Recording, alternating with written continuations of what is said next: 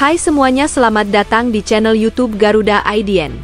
Berikut ini kami akan membagikan kumpulan berita timnas terbaru nih, diantaranya sebagai berikut. Alhamdulillah sudah sah WNI, Ole Romeni dan Jairo Riedewald bisa dimainkan versus Australia bulan Maret mendatang. Pelatih Australia juga sampai bingung, setiap pertandingan pemainnya selalu ada aja yang baru. Alhamdulillah resmi, Cafiatur Rizky gelandang gacor sudah sembuh dari cedera dan akan gabung ke timnas U20. Namun kini pelatihnya bukan Indra Safri lagi karena sudah dipecat diganti Keisuke Honda dan Giovanni Van Bronckhorst. Namun sebelum lanjut ke pembahasannya, alangkah baiknya untuk tekan tombol like dan subscribe-nya ya guys. Jika sudah, mari kita lanjut.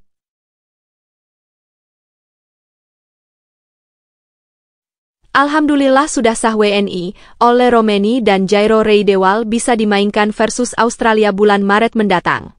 Pelatih Australia juga sampai bingung, setiap pertandingan pemainnya selalu ada aja yang baru.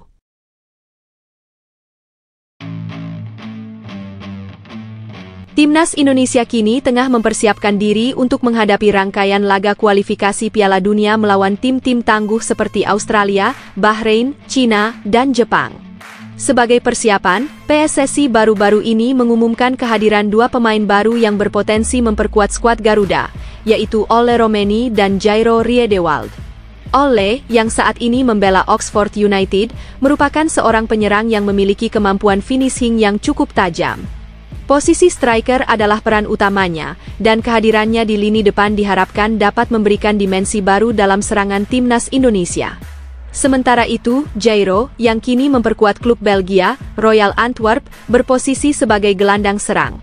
Gelandang asal Belanda ini dikenal memiliki visi permainan yang bagus, serta kemampuan distribusi bola yang cermat, yang akan sangat membantu pengembangan serangan timnas Indonesia. Dengan kedatangan dua pemain tersebut, pelatih Patrick Kluivert berharap timnas Indonesia akan semakin kuat dan siap menghadapi tantangan besar di kualifikasi Piala Dunia. Keduanya diharapkan segera bergabung dan memberikan kontribusi maksimal bagi tim dalam rangka meraih hasil positif di ajang tersebut. Dito Aryo Tejo, yang dikenal sebagai salah satu pihak yang mengurusi proses naturalisasi, mengungkapkan bahwa Ole Romeni dan Jairo Riedewald diperkirakan akan resmi menjadi WNI pada akhir bulan ini. Menurut Dito, proses sumpah WNI kemungkinan besar akan dilakukan pada hari Kamis atau Jumat, mengingat Senin hingga Rabu merupakan hari-hari besar atau tanggal merah. Dito juga menambahkan bahwa proses sumpah ini kemungkinan besar akan berlangsung di Belanda, bukan di Jakarta, jika tidak ada perubahan mendadak. Ia mengungkapkan bahwa meski ada beberapa hal yang masih perlu dipastikan, rencana awal adalah melakukan sumpah di Belanda, mengingat kedua pemain tersebut berlokasi di Eropa. Proses ini tentu menjadi langkah penting dalam rangka memperkuat timnas Indonesia dengan pemain-pemain naturalisasi yang memiliki kualitas di level internasional. Dengan keputusan tersebut, kedua pemain tersebut, yang kini tengah menjalani proses naturalisasi, diharapkan dapat segera bergabung dengan timnas Indonesia dan memperkuat skuad Garuda dalam menghadapi berbagai kompetisi internasional yang akan datang. Pelatih baru timnas Australia yang baru, yakni Tony Popovic, mengungkapkan rasa takjubnya terhadap langkah-langkah yang diambil oleh PSSI untuk meningkatkan kualitas timnas Indonesia. Ia menyebut, "Saya benar-benar terkesan dengan inovasi yang terus dilakukan oleh PSSI. Mereka selalu menemukan cara untuk memperkuat tim mereka dan meningkatkan standar permainan. Ini adalah tantangan besar bagi kami sebagai lawan, tetapi juga menunjukkan kemajuan pesat dalam sepak bola Asia." Sementara itu, banyak netizen yang berpendapat bahwa meskipun Australia memiliki tim yang kuat, tidak menutup kemungkinan jika mereka gagal menghadapi timnas Indonesia, pelatih baru mereka bisa menghadapi pemecatan. Jika timnas Australia sampai kalah, bukan tak mungkin pelatih baru mereka akan mengalami nasib yang sama seperti Roberto Mancini. Peluang kedua tim saat ini hampir seimbang, 50-50, jadi sangat mungkin hal itu bisa terjadi, ujar netizen yang lain. Peluang kedua tim memang sangat terbuka, dan persaingan semakin menarik karena kedua tim kini memiliki kualitas yang semakin merata. Meskipun Australia tetap diunggulkan, banyak yang merasa bahwa timnas Indonesia juga bisa memberikan kejutan besar di laga-laga penting mendatang.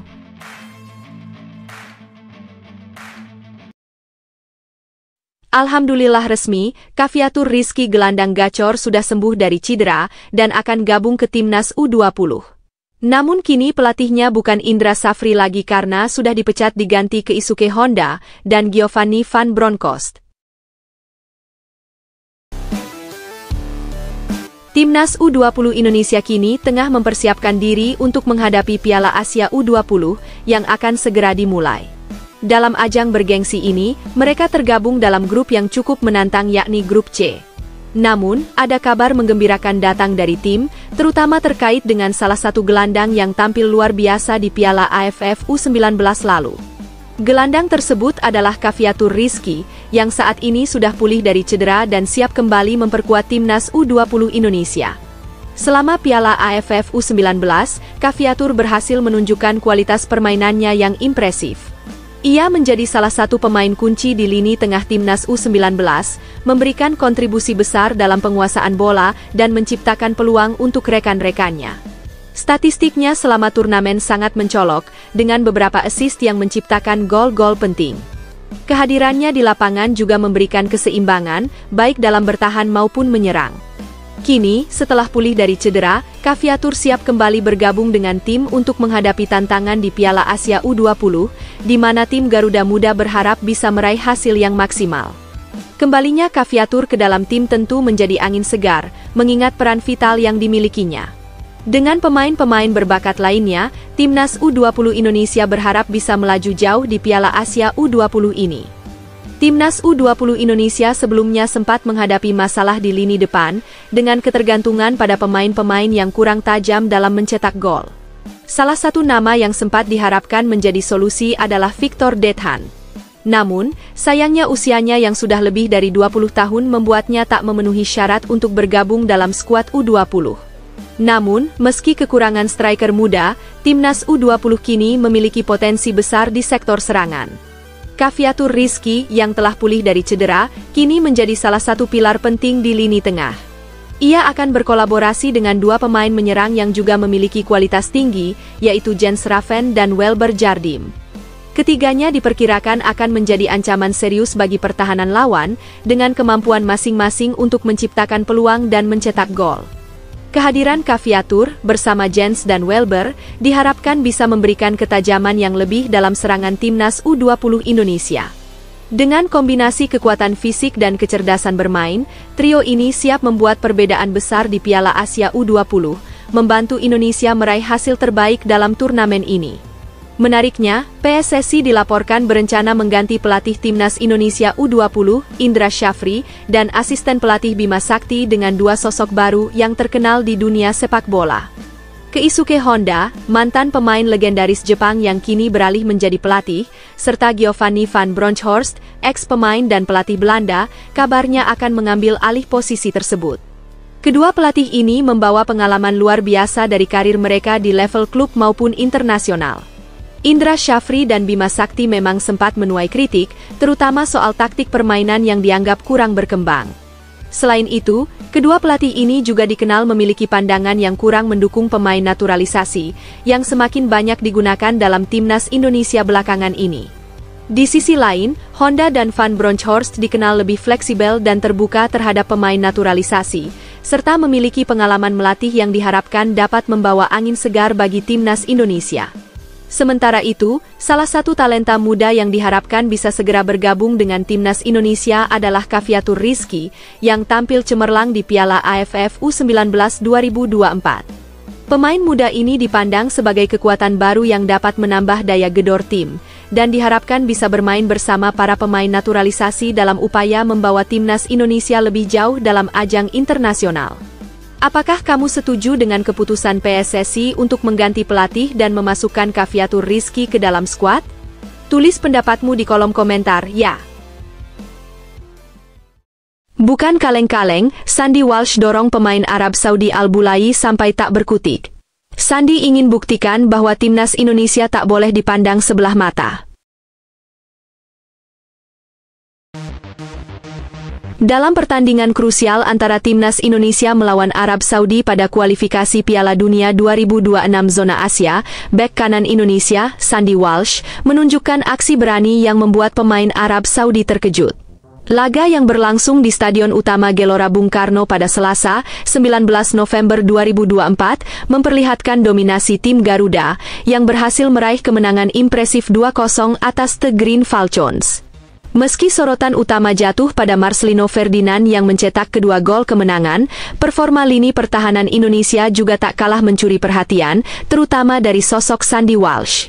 Sandy Walsh, yang ditempatkan di sisi kanan pertahanan Indonesia, menunjukkan permainan solid dan disiplin yang menjadi kunci penting dalam menjaga kestabilan pertahanan. Tak hanya bertahan dengan baik, Walsh juga tampil berani dalam menghadapi ancaman dari pemain-pemain besar Arab Saudi. Salah satu momen yang paling mencolok terjadi pada babak pertama, saat Indonesia mendapat tendangan pojok. Di tengah situasi tersebut, Walsh terlihat berani terlibat dalam duel fisik dengan Ali Al-Bulai, bek tangguh Arab Saudi yang dikenal sering memprovokasi lawan dengan gaya bermainnya yang keras. Ketika keduanya berada di posisi berdekatan saat menunggu sepak pojok, Walsh tak ragu untuk mendorong Al-Bulai, yang biasanya sulit ditundukkan oleh lawan. Namun, meski mendapatkan perlakuan demikian, Al-Bulai yang terkenal dengan sifat tengil dan seringkali menekan pemain lawan, tampaknya memilih untuk tidak membalas atau bereaksi. Hal ini menunjukkan bahwa Walsh tidak hanya memiliki keterampilan teknis, tetapi juga keberanian mental untuk menghadapi pemain-pemain yang biasa mendominasi duel fisik.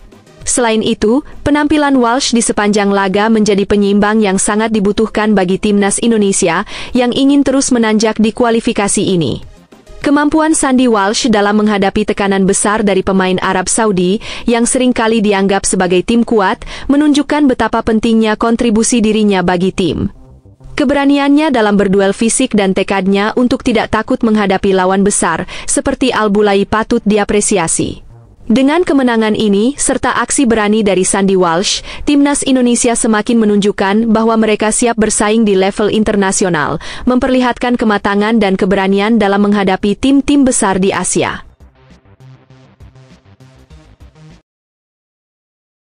Yes, Tom Haye jadi pemain terbaik di pekan ke-7 Eredivisie. Penghuni grup C ketar-ketir timnas Indonesia diperkuat gelandang kelas dunia ini di kualifikasi Piala Dunia nanti. Tom Haye, gelandang timnas Indonesia, berhasil meraih penghargaan sebagai salah satu pemain terbaik di pekan ke-17 Eredivisie, setelah tampil impresif bersama Almere City dalam pertandingan melawan SC Heerenveen pada Sabtu lalu. Meskipun tidak mencatatkan gol atau assist dalam laga tersebut, Haye menunjukkan performa luar biasa yang membuatnya terpilih masuk ke dalam skuad 11 pemain terbaik pekan tersebut. Media olahraga terkemuka memberikan rating 7 untuk Haye yang menunjukkan betapa signifikan kontribusinya di lapangan. Laga ini juga menjadi momen spesial bagi Haye, karena ia dipercaya tampil sejak menit pertama setelah sebelumnya hanya menjadi pemain cadangan di 3 pertandingan terakhir. Keputusan pelatih interim Anoush Dastgir untuk menurunkannya sejak awal terbukti tepat. Kepercayaan yang diberikan ini membuahkan hasil, karena Almere City berhasil meraih kemenangan yang sangat dibutuhkan, 2-1 atas Heerenveen. Ini menjadi kemenangan pertama mereka setelah pemecatan pelatih Hedwiges Maduro yang mengguncang tim. Sebagai pengganti sementara, Dastgir memilih untuk memberi kesempatan pada Haye yang sebelumnya sudah tampil menjanjikan. Dalam pertandingan tersebut, Haye bermain sebagai bagian dari trio gelandang dalam formasi 4-3-3 bersama Ringo Meerveld dari Willem II dan Jordi Clasie dari AS Alkmaar. Meskipun tidak mencetak angka langsung, Haye mengontrol lini tengah dengan sangat baik, memberikan keseimbangan, dan memperkuat penguasaan bola bagi timnya. Pemain berusia 28 tahun ini, yang memiliki darah Belanda dan Indonesia, menjadi sosok yang sulit ditembus di tengah lapangan dan berperan besar dalam mengatur serangan Almere City. Hasil positif ini memberikan dampak besar bagi Almere City, yang naik ke posisi ke-17 klasemen sementara Eredivisie, sekaligus memberi harapan baru untuk bisa keluar dari zona degradasi. Sementara itu, SC Heerenveen harus puas berada di posisi ke-11, meski memiliki skuad yang cukup solid. Kemenangan ini juga menjadi bukti bahwa perubahan pelatih bisa membawa energi positif, dan Tom Haye tampil sebagai pemain kunci yang menunjukkan kualitasnya di level tertinggi sepak bola Belanda. Berkat keterampilan dan dedikasinya, Haye telah berhasil mengukir namanya dalam skuad meskipun statusnya sebagai pemain baru. Dengan kontribusi positif yang telah ditunjukkannya, banyak yang berharap ia akan terus berkembang dan menjadi salah satu pemain kunci bagi Almere City di musim ini. Keberhasilan awalnya menciptakan harapan tinggi bagi para penggemar dan tim dalam menghadapi tantangan di pertandingan mendatang. Tak habis pikir, Egy Maulana Fikri kini mulai disingkirkan Shin Tae-yong. Netizen pertanyakan kualitasnya sebagai mantan pemain abroad. Harusnya Egy punya kualitas setara pemain naturalisasi.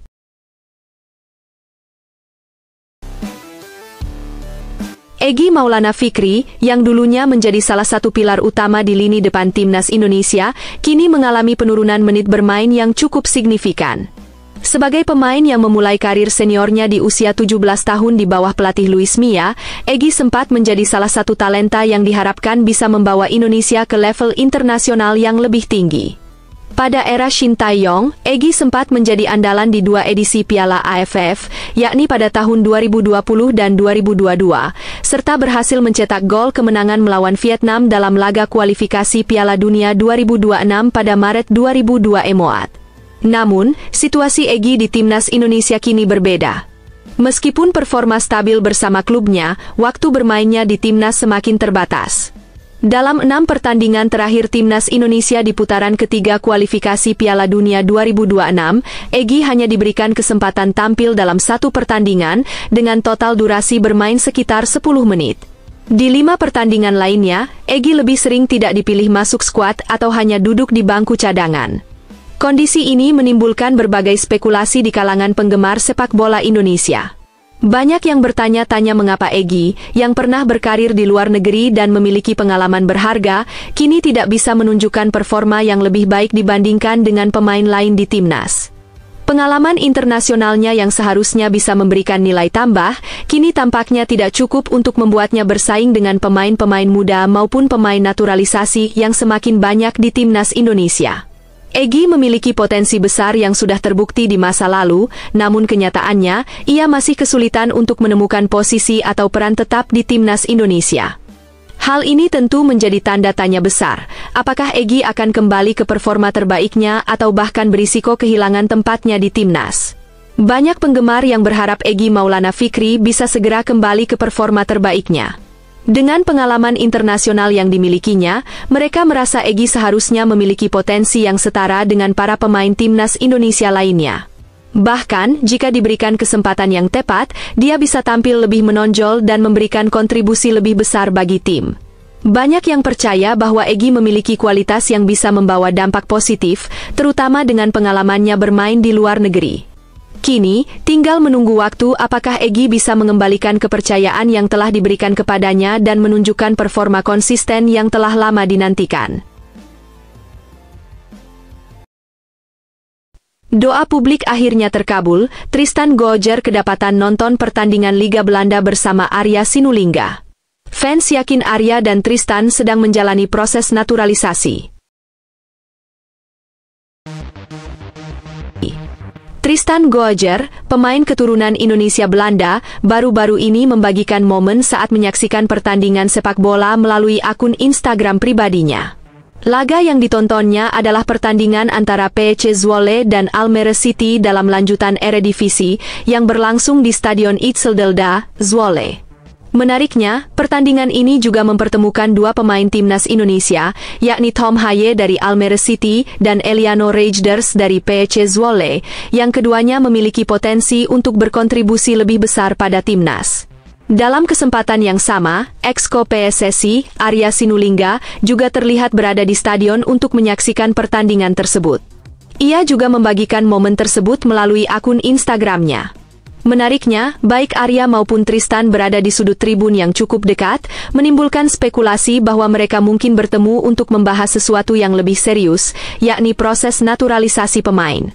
PSSI memang sedang dalam upaya memperbanyak pemain naturalisasi untuk memperkuat timnas Indonesia, dan kedekatan mereka di pertandingan ini menambah kemungkinan bahwa pertemuan tersebut bukan hanya kebetulan. Ini bisa jadi langkah penting dalam proses penguatan skuad Garuda yang tengah berfokus pada peningkatan kualitas permainan dengan tambahan pemain-pemain berkualitas dari luar negeri. Seperti yang kita ketahui, bahwa Tristan Goajer ini telah resmi bergabung dengan PEC Zwolle pada Juli 2024 dan memulai debutnya pada Agustus dalam laga melawan FC Utrecht. Dalam pertandingan tersebut, Goajer langsung diturunkan sebagai starter di posisi gelandang oleh pelatihnya. Sejak awal, penampilannya cukup menjanjikan, di mana ia menunjukkan keterampilan yang baik dan berkontribusi signifikan terhadap permainan tim. Sayangnya, nasib tidak berpihak padanya. Setelah hanya 26 menit bermain, Goajer mengalami cedera lutut yang cukup serius. Kejadian itu sangat mengecewakan, mengingat dia sudah mulai menunjukkan potensi yang besar. Ia terpaksa ditarik keluar dari lapangan dan digantikan oleh Nick Fichtinger. Cedera ini mengakibatkan Goajer harus menepi dari beberapa pertandingan berikutnya, membuatnya kehilangan kesempatan untuk terus berkembang dan berkontribusi lebih bagi tim. Kendati demikian, dia percaya akan segera pulih dalam waktu dekat. Kehadirannya yang sempat memberikan harapan menjadi tantangan tersendiri bagi PEC Zwolle, yang harus mencari cara untuk mengatasi absennya salah satu pemain muda yang menjanjikan. Kini, tim dan para penggemar berharap agar Goajer segera pulih agar bisa kembali menunjukkan bakatnya di lapangan.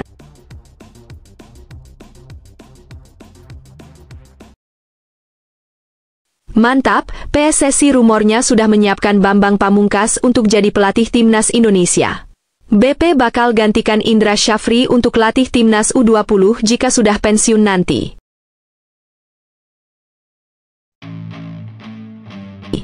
Bambang Pamungkas, atau yang lebih akrab disapa BP, merupakan salah satu nama yang tak akan terlupakan dalam sejarah sepak bola Indonesia.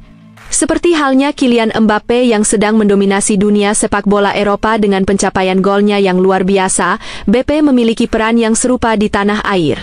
Selama karir profesionalnya, ia berhasil mencetak lebih dari 200 gol untuk Persija Jakarta dalam berbagai kompetisi. Angka ini hanya mencakup penampilannya bersama klub kebanggaan ibu kota, sementara kontribusinya bersama Selangor FA di Malaysia juga tidak kalah mengesankan. Di musim debutnya pada tahun 2005, BP sukses meraih gelar pencetak gol terbanyak dengan torehan 23 gol. Selain prestasi di level klub, Bambang Pamungkas juga memberikan kontribusi besar untuk Timnas Indonesia.